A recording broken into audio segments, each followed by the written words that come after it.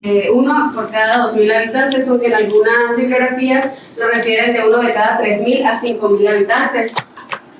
Se da por alteraciones en las corrientes de repolarización que prolongan el potencial de acción de los cardiomicitos. Se caracteriza por un intervalo QT normalmente largo y posdespolarizaciones precoces que nos va a llevar a Tosada de Pontes. Existen principalmente, bueno, no principalmente, dos variantes, ¿no? Una que es la autosómica dominante, que es la común, y otra que es la variante autosómica recesiva, que es la menos común y es la que se asocia a sordera congénita. El síndrome de QT largo se describió tanto clínica como electrocardiográficamente por primera vez en 1957 por Anton Jervell y Fred Lange. Ambos noruegos médicos. Fred Lange era parte de médico músico de jazz y Anton Jervell era músico, médico y político, ¿no? Ellos escribieron por primera vez en una familia de 6 hermanos, en los cuales 4 de ellos tenían antecedente de síncope, sordera congénita, y 3 de esos 4 tuvieron muerte súbita. Y la característica que tienen ellos que observaron fue que los 4 tenían un QT prolongado, ¿no? Ya para 1964, Romano y Ward, bueno, también a la variante no común, que es la autosómica recesiva, también se le conoce como síndrome de Anton Jervell y Fred Lange, que son los que cursan con sordera congénita. En 1964 ya Romano y Ward publicaron ya de forma independiente un síndrome cardíaco que se caracteriza igual: síndrome recurrente, antecedente familiar de muerte súbita y prolongación del intervalo QT. A este se le conoce, Romano y Ward, como la variante común, que es el autosómico dominante, ¿no? Que son los que no cursan con sordera.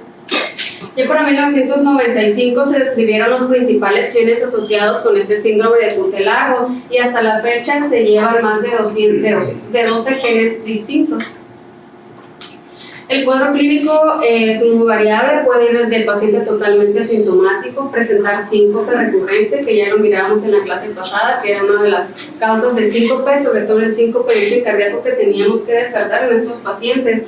Con crisis convulsivas también puede ser otra forma de presentación, y la muerte súbita como primera manifestación de la enfermedad también es muy frecuente. De hecho, es la alteración más común de las canalopatías diagnosticadas en pacientes que sobreviven a un paro cardíaco. Aquí podemos observar, como ya les mencioné, que hasta la fecha se llevan más de 12 genes aislados que se ven en esta alteración, ¿no? En este síndrome de QT largo. Los principales, como pueden ver aquí, la prevalencia son las afecciones en el cromosoma 11, 7 y 3, que juntas las 3 es como una incidencia del 65% de todos los casos de síndrome de QT largo. Y aquí pueden ver el gen afectado. El síndrome de QT largo tipo 1 es el KCNK1, que es dependiente de los canales de potasio y KR, ahorita lo vamos a ver. El tipo 2, con afección en el cromosoma, localización en el cromosoma 7, que es el gen KCNH2 o HER, y también con afección de los canales de potasio, pero IKR. Y el tipo 3, que es de los principales también, con afección en el gen SCN5A, que se localiza en el cromosoma 3. Bueno, aquí nada más lo que les menciono es que el tipo 8 ocasiona también un síndrome, que es el síndrome de Timothy, que se acompaña de malformaciones cardíacas, deficiencias inmunológicas, hipoglucemia intermitente, trastornos cognitivos, incluido el autismo, perdón, está mal escrito, pero es el autismo, y las fusiones interdigitales, y obviamente, ¿no?, el QT largo. Y el tipo 10, fue notificado en un caso muy grave con un intervalo QT corregido mayor de 600 milisegundos, bradicardia fetal y un bloqueo AB 2:1. La afección, bueno, estas entidades, la afección es a nivel de la subunidad alfa del poro de los canales de potasio, que es el IKS para el síndrome de QT largo tipo 1, el IKR para el caso del síndrome de QT largo tipo 2, y la afección en la subunidad alfa de los canales de sodio, que es el síndrome de QT largo tipo 3. Puse estos nada más porque son los principales, como les digo, son el 65% de los casos de los síndromes de cúter largo, son uno de estas tres variedades, uno de estos tres géneros que se ven afectados. Pues son canales especializados en un solo ion, como ya les mencioné ahorita, que es nada más ya sea el de potasio o el de sodio, ¿no? Y son dependientes de voltaje. El síndrome de cúter largo tipo 1 suele presentar episodios de arritmia ventricular que se realiza al ejercicio. Eso es importante, ¿no? Porque nos puede orientar a si es un tipo 1, un tipo 2, un tipo 3. El tipo 1, como les menciono, se presenta la arritmia de realizar ejercicio con la estimulación simpática en un 68% de los casos. Y se ha descrito que la natación es el principal de los deportes disparador de las arritmias en este tipo de pacientes que tienen cúter largo tipo 1. Las alteraciones que vamos a encontrar en la onda T son una onda T de base ancha, ahorita vamos a ver una imagen, con duración muy prolongada. Es el subtipo más frecuente y explica del 30 al 35% de los casos de los pacientes con síndrome de cúter prolongado. La localización, ya vimos, el gen afectado es el KCNQ1, que está localizado en el cromosoma 11 y codifica para la subunidad alfa del canal de potasio IKS. En este subtipo, el tipo 1, el potencial de acción se prolonga por una disminución de la corriente saliente del potasio durante la fase 3 del potencial de acción. Todos van a prolongar el potencial de acción, ¿no? Pero en diferentes fases, en la fase 3. En cuanto al síndrome de cúter largo tipo 2, aquí las arritmias ventriculares se producen en respuesta al estrés emocional, ven como el otro era en la actividad física, hasta en un 49%, o estímulos auditivos súbitos, referían que incluso con la alarma, ¿no? Con el despertador, se podía generar una arritmia maligna en estos pacientes. Con menos frecuencia durante el sueño, pero sí se puede presentar hasta en un 22%, o durante el ejercicio en un 29%, ¿no? Pero como les digo, en el estrés emocional la mayoría de las veces. La penetrancia de este síndrome o de esta variante, que es el tipo 2, es del 79%. Eso quiere decir que hasta en un 29-30% de los pacientes que tengan un síndrome de cúter largo tipo 2 vamos a encontrar un electro totalmente normal, ¿no? Las alteraciones que vamos a encontrar en la onda T suelen ser una onda T de baja amplitud, bífida o con muescas. El gen afectado, ya vimos, es el gen HER, que se localiza en el cromosoma 7 y codifica la subunidad alfa de los poros o canal de potasio, IKR, ¿no? Es 25 al 30% de los casos.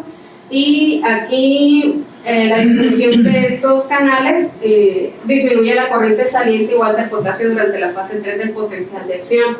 En el caso del síndrome de cúter largo tipo 3, dice que tiene mayor riesgo de presentar arritmias malignas en reposo, por lo general durante el sueño. El paciente está dormido y le da una arritmia maligna, ¿no? O durante radicardias, por eso aquí, la clase no es sobre el tratamiento, pero en estos pacientes tenemos que tener mucho cuidado con los betabloqueadores, porque las arritmias las podemos desencadenar con las frecuencias cardíacas bajas o si el paciente se nos bloquea. La penetrancia en la mutación es el gen SCN5A y codifica para la subunidad alfa del canal de sodio localizado en el cromosoma 3 y esta es cercana al 90%, o sea, todos los pacientes aquí sí va a estar un poco más, va a estar muy manifiesto, ¿no? En el electrocardiograma. La ventaja aquí es que es el menos frecuente, ¿no? De los tres, que podría ser el peor pronóstico, ¿no? El menos frecuente de los tres más frecuentes. De los tres más frecuentes, sí, porque los otros son menos del 1%, ¿no? Son 10 más aparte de estos, pero menos del 1%, o unos inclusive menos del 0.5%. Las alteraciones que vamos a encontrar aquí son una onda T acuminada de aparición tardía y aquí se deja observar con claridad el alargamiento del segmento ST. Los pacientes menos sintomáticos, sin embargo, como ya les mencioné ahorita, los eventos de estos pacientes son más letales. Y aquí la prolongación del potencial de acción va a estar dada por una inactivación defectuosa del canal que permite una entrada sostenida del sodio durante la fase 2 del potencial de acción. En esta tabla podemos observar las características de los tres subtipos más comunes de los síndromes de cúter largo, como vimos ahorita en el tipo 1. que se presenta en el 30-35% de los casos. Vemos aquí la característica de la onda T, que era de base amplia, ya como mencionábamos ahorita, ¿no? Se presenta principalmente durante el ejercicio. El tipo 2 ya veíamos que era una onda T también de ancha, pero positiva y básica, ¿no? Que se presenta principalmente con las emociones, ¿no? Con el estrés. Y el tipo 3 mencionábamos ahorita que es el que más deja ver, ¿no? La prolongación aquí del intervalo QT o del intervalo QT, y se presenta principalmente durante el descanso, durante el sueño.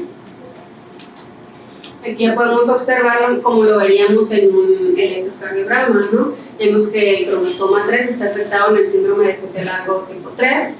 El cromosoma 7 es el que se ve afectado en el síndrome de QT largo del tipo 2, y el 11 es el que se ve afectado en el tipo 3, ¿no? En el síndrome de QT largo tipo 3. Aquí vemos la derivación en el cromosoma 3 o en el síndrome de QT largo tipo 1, se ve como muy manifiesta, ¿no? La prolongación del intervalo QT. A ver, ¿qué nos va a ayudar a medirlo? ¿Cuánto mide ese QT de la tira de D2? QT medido nomás por corregir. Sí lo puedo sacar, pero ver cuántos. ¿De dónde? ¿Quién tiene un contador? Yo, pero mi mochila no lo tengo aquí.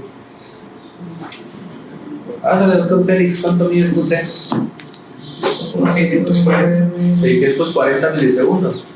Entonces el QT va desde la cusita inicial que tiene ahí antes del QRS o el QRS hasta el término de la onda T. Es mucho más fácil medirlo, por ejemplo, en ese que en el de la esquina de acá de abajo, porque uno dice, bueno, ¿y hasta dónde termina la T, no?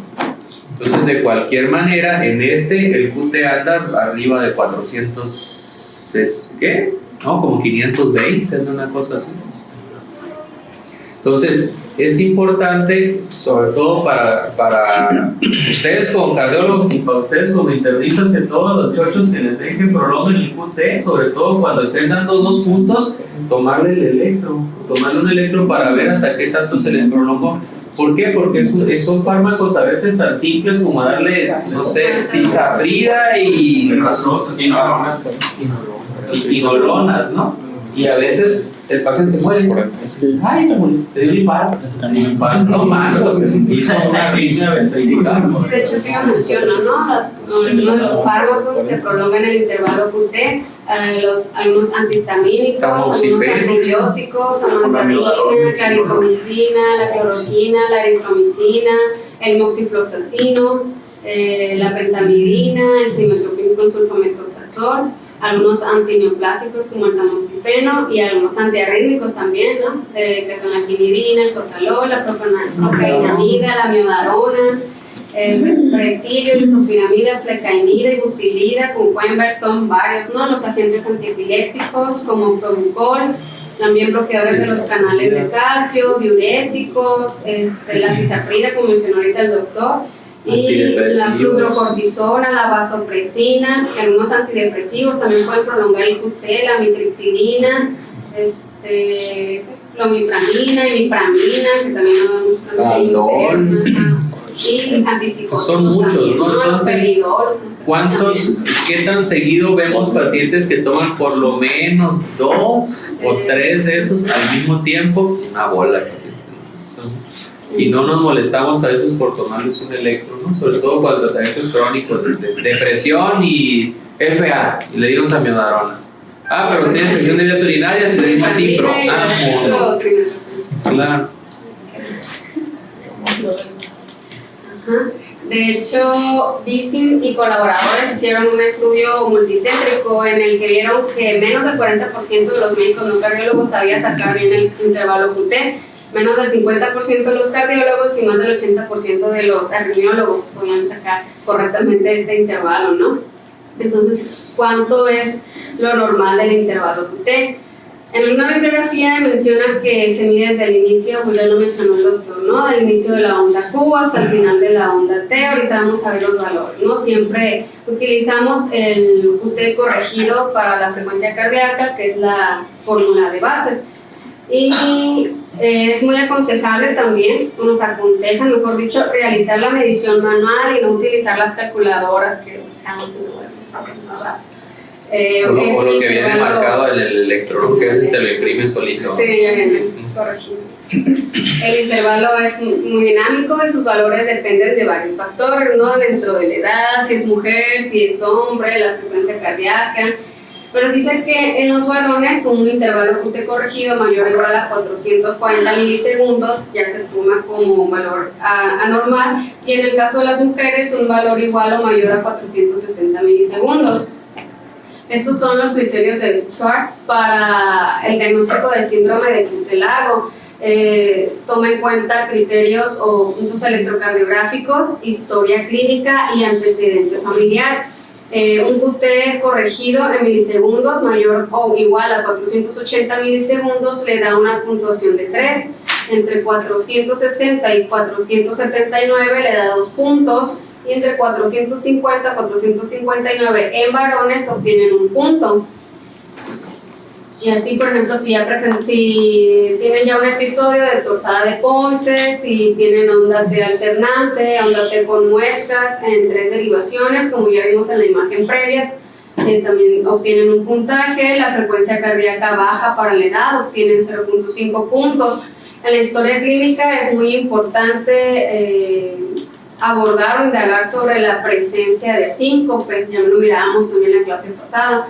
Ya sea que se presente con estrés, se le dan 2 puntos, o sin estrés 1 punto, ¿no? El que tenga el paciente sordera congénita, por eso de la variante no común, ¿no? Que era la autosómica recesiva, que le da 0.5 puntos, y el antecedente familiar, en miembros de familia con síndrome de QT largo ya definido, que no, el familiar ya tiene el diagnóstico como tal, o un familiar menor de 30 años que haya tenido una muerte súbita inexplicable, también da una puntuación de 0.5.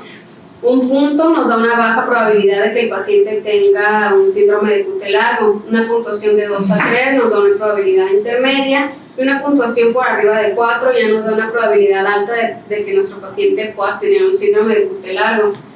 En esta tabla pueden observar los valores de QT corregidos según la fórmula de base para diagnosticar el síndrome de QT prolongado. Como pueden ver aquí, entre 1 y 15 años de edad, lo normal es un intervalo QT menor de 440 milisegundos. En los varones, lo normal sería en un varón adulto menor de 430, y en la mujer adulta menor de 450. Estos serían los valores normales. Se dice que puede entrar en un QT limítrofe en los pacientes de 1 a 15 años que tengan un QT entre 440 y 460, aunque como lo vimos en la diapositiva previa, algunos autores o bibliografías ya mencionan 440 como anormal, ¿no? En un varón adulto de 430 a 450 se toma como un QT limítrofe, y por arriba de 450 ya se toma como un QT prolongado. En el caso de una mujer adulta, por arriba de los 470. El síndrome de Brugada es otro trastorno arritmogénico, también autosómico dominante. Pueden ver aquí como la prevalencia es mucho mayor en los hombres, una prevalencia 8 a 1. El gen afectado también es el SCN5A, que codifica para el canal de sodio, ya lo vimos ahorita en el síndrome de QT largo tipo 3. Y este predispone a los pacientes a desarrollar TB polimórficas o fibrilación ventricular. Las arritmias en este síndrome ocurren durante el reposo también o durante el sueño, y el riesgo de presentar un paro cardíaco súbito asciende hasta un 30% a los 3 años en los pacientes sintomáticos que no tengan tratamiento médico. Se asocia también a desarrollar fibrilación auricular y anomalías de la conducción. Este se caracteriza por un patrón distintivo de elevación del segmento de CT en las derivaciones precordiales derechas, de B1 a B3, aunque esté en una de las 3, no tiene que estar en las 3. Y se asemeja a un bloqueo de rama derecho. Ahorita vamos a ver la imagen. Existen 3 patrones característicos. El tipo 1, en el cual se observa una elevación cóncava del segmento ST mayor de 2 milisegundos, 2 milímetros, o más, ¿no? Seguida por una onda T negativa en al menos una derivación precordial derecha, que puede ser B1, B2 o B3. Esta es la más frecuente y es la que podríamos decir como manifiesta, ¿no? Inclusive el tipo 2 y 3 pueden no presentarse. En pacientes asintomáticos podemos no ver las alteraciones. El tipo 2, la configuración del ST es sencilla de montar y el ST va seguido de una T positiva bifásica. En el tipo 3, la alteración se puede presentar un segmento ST tanto en silla de montar o bifásico. Aquí la característica que lo va a diferenciar del tipo 1 es que la elevación del ST es de 1 milímetro o inclusive menos, ¿no? Pueden verlo aquí en la imagen, en el patrón o síndrome de Brugada tipo 1. Pueden ver aquí la elevación del segmento ST mayor de 2 milímetros seguido de una onda T negativa, ¿no? La imagen que dicen como en aleta de tiburón, ¿no? Ese es el patrón de Brugada tipo 1, lo pueden ver aquí en la derivación B1, en B2, inclusive un poco aquí en B3, ¿no? En el tipo 2 pueden ver aquí que pues observa más en B2, ¿no? La imagen en silla de montar, inclusive aquí un poco en la derivación B3, ¿no? Y el tipo 3 ya dijimos que puede ser similar al tipo 1, de igual manera, elevación del ST, pero ven como aquí es la elevación menor de 1 milímetro, la onda T de igual manera, ¿no? Negativa invertida. O el patrón en silla de montar, ven como en este tiene los dos, ¿no? La elevación del ST de 9 milímetros y la imagen en silla de montar en las derivaciones precordiales derechas es en B1 y B2. A lo mejor es como que el electro más sutil, ¿no? Que parecería ser casi normal, porque muchos de esos lo vamos a casi representar como normales, ¿no? Y el tipo 1 es el que se ve más raro, ¿no? Sí, claro. Sí, pues más el tipo 1 es el que llama más la atención, así, a ese como que tiene alguna cosa extraña. Más si el paciente llegó por 5, sí, claro. Sí. Bueno, aquí nada más ven, es el patrón de Brugada tipo 1, aquí vemos, ¿no? Cómo tiene una pseudoimagen de bloqueo de rama derecha, ¿no? Y la imagen esta que mencionan como en la letra de tiburón, derivación precordial B1 y en B2. En cuanto a las indicaciones de DAI en estos pacientes, en el caso de los de Brugada, tienen una indicación, una clase 1, aquellos pacientes con paro cardíaco o TB sostenida previo, ¿no? Es una recomendación clase 1. En el caso de que el paciente tenga un electrocardiograma tipo 1 espontáneo, o sea, como manifiesto, puede decir que el paciente haya tenido síncope y se crea o se achaque este síncope a una arritmia ventricular, el paciente tiene una indicación de un fármaco, como mencionaba ya el doctor, del 2013, los pacientes que se encuentran en una clase 1 para colocar un DAI son aquellos pacientes con síndrome de QT largo que sobreviven a un paro cardíaco. Los pacientes con un síndrome de Brugada y de igual manera que sobreviven a un paro cardíaco o tienen TB sostenida, espontánea, documentada con o sin síncope, ¿no? Independientemente. Los pacientes con taquicardia ventricular polimórfica catecolaminergica que experimentan paro cardíaco, que tienen síncope recurrente, también, ¿no? Son que ya están con tratamiento médico óptimo o inclusive con resección de las cadenas ganglionares, ¿no? También tienen clase 1 para colocarles un DAI. Los pacientes con síndrome de QT corto y con QT corto, que es un QT corregido menor o igual a 330 milisegundos, también que sobreviven a un paro cardíaco o tienen TB sostenida espontánea o documentada con o sin síncope, tienen una indicación clase 1A para colocación de un DAI. Los pacientes con diagnóstico de síndrome de repolarización precoz que han sobrevivido a un paro cardíaco también tienen indicación clase 1 para un dispositivo desfibrilador. Los que se encuentran en clase 2A son aquellos pacientes con síndrome de QT largo que experimentan eventos recurrentes de síncope mientras que están recibiendo ya terapia con beta bloqueante. Los pacientes con síndrome de Brugada y un electrocardiograma tipo 1 diagnóstico espontáneo que tienen ya el antecedente de síncope también tienen una indicación clase 2 para colocarles un DAI. Los pacientes con síndrome de Brugada que presentan FB durante la estimulación programada en un estudio electrofisiológico tienen una indicación clase 2B para colocar un DAI. Los pacientes con síndrome de QT corto y antecedente familiar de muerte súbita, que ya tengan el diagnóstico ahora sí de síndrome de QT corto y el antecedente de muerte súbita de un familiar de primer grado, también ya lo catalogo en una clase 2B para colocarle un DAI. ¿Puedes pasar la siguiente? Por favor. Ya todas bueno. Era lo que teníamos que buscar en el electrocardiograma y las indicaciones para dar. Ok. Entonces, una de las cuestiones aquí que son muy importantes es que salvo la catastrófica presentación inicial que puede ser muerte súbita, a veces la presentación es síncope, ¿no? Y son síncopes de repetición. A ver, ¿quién de los residentes de medicina nos dice cómo se transmiten las autosómicas dominantes? Pues puede ser modo de herencia o cómo se transmiten hacia los descendientes. Estas dos cosas que hablamos son canalopatías, es decir, son enfermedades o mutaciones que afectan los canales de potasio o los canales de sodio, ¿no? Y tienen transmisión autosómica dominante.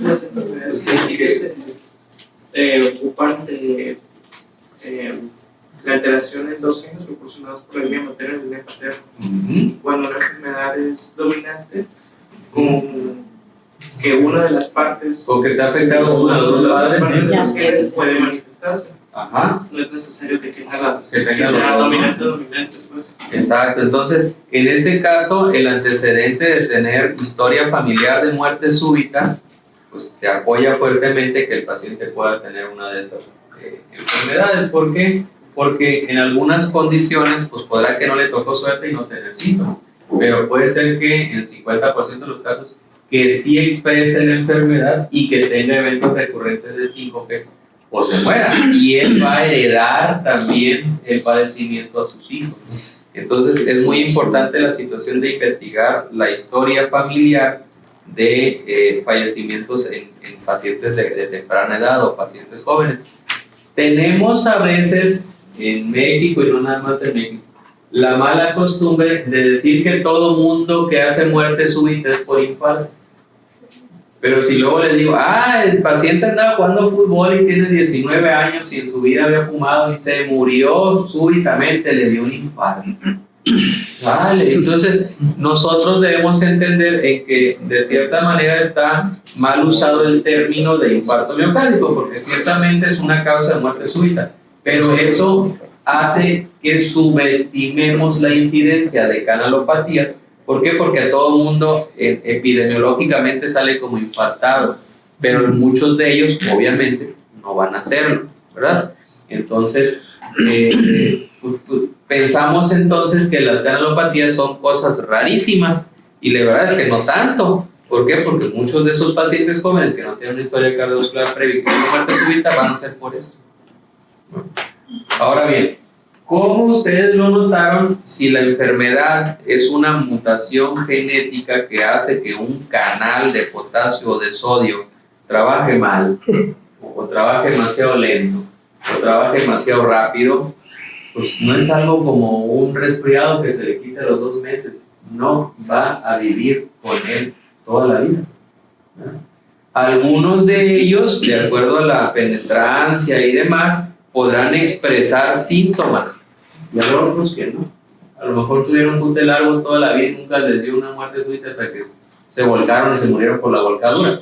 Pero en otros sí, sobre todo si les ayudamos haciendo maniobras o dándoles fármacos que hagan todavía más largo el QT o que todavía induzcan más problemas en la repolarización. Y se dieron cuenta que el problema es en la repolarización, en las dos cosas, en el QT prolongado y en el rugado. El QT largo entonces lo describieron desde el 1966, y el rugada no, el rugada es del 92, es mucho más reciente, y fue en el hallazgo de pacientes jóvenes que hacían arritmias ventriculares o muerte súbita y tenían rama derecha, con esos patrones. Mencionan que el QT es el que está más estudiado. Así es. Entonces, ¿cuántas veces han puesto ustedes a medir el QT a los electros que ven? O cuando ustedes han visto, ay, la tomaste tiene QT largo. No siempre, porque uno ve ahí que pero a veces no le medimos y eso es muy rápido estimarlo, ¿no? Si el QT medido te da 600 y dices, no, pues este tiene algo. Si te está como en 300, 400, no tiene nada, ¿no? Entonces, en todos los pacientes, sobre todo jóvenes, que la presentación es 5P, tiene que ir al electro. Tiene que ir al electro como básico y saber si tiene alguna canalopatía o datos de alguna canalopatía que los vaya a predisponer. ¿Y cuál va a ser el manejo definitivo? Alguna vez va a ser ponerles un desfibrilador, en algunas ocasiones. No a todo el mundo se le va a poner un desfibrilador, pero si el paciente lo ven que tiene un QT como de 400 y cacho y luego le damos 3 medicamentos para entonces vean, tómenle otro electro en los 15 días y van a ver lo que va a pasar. Todos los pacientes que están tomando amiodarona deben de tener electrocardiogramas seriados de control en la consulta. ¿Por qué? Porque si le dimos amiodarona con una FA paroxística y a los 6 meses viene con un QT de 600, sabes que quítasela porque lo vas a matar de una torsade de Points. Torsade de Points o torcida de puntas, ¿no? Entonces mejor se lo quito y le doy otra cosa. Porque ¿cuántas veces hacemos de que, sobre todo los que estaban antes, bueno, es un médico familiar que está tomando amiodarona, muy bien, sigan con amiodarona. ¿Y el electro? Entonces tenemos que estar pendientes, sobre todo con amiodarona que lo usamos mucho. ¿Cómo está el QT? ¿No está ciego? ¿Sí está ciego? ¿Respira bien? ¿No respira bien? ¿Y tiene estertores? ¿Y cómo está la tiroides? Y aparte que se ponga manga larga. Entonces, ¿dudas o preguntas? No. Y no todos los síndromes de QT responden al metoprolol, o sea, los 3 principales es importante también. No, hay uno que el tercer tipo ¿cuál que es resistente al metoprolol, o sea, no va a tener ningún efecto. Así es, ¿no? Pero en el 1 el beta bloqueador. En ahí sí, pues le das el beta bloqueador. Entonces es diferente el 1 en el cual el ejercicio físico te induzca la arritmia, del 2 en que una descarga súbita de adrenalina te produzca la arritmia, al 3 que la bradicardia te induce la arritmia. Son los que les sonaba el teléfono. Les va a tocar muchos pacientes que les piden valoraciones, piden interconsulta por bigeminismo ventricular o extrasistolia ventricular frecuente en un paciente en el cual el electro de base es bradicardia sinusal. Y tú dices, bueno, sí, pues, pero es que está haciendo muchas extrasístoles. ¿Por qué? Porque la bradicardia no suprime a la automaticidad del resto del miocardio. Entonces, si yo le doy otro beta bloqueador para quitarle las extrasístoles, lo va a poner más lento y le van a salir más. Entonces, a veces la respuesta es, súbele la frecuencia o quítale la bradicardia y se suprimen las extras. En el caso de extrasístoles, ¿no? Muy bien, muy bien. ¿Qué más? Bajo, te dejaron 20 minutos, ¿te sirven? Pues no creo que termine. Pues no creo que termine sin insuficiencia cardíaca. Uy. Insuficiencia cardíaca. ¿Quieren que la empecemos o quieren que la empecemos el otro día?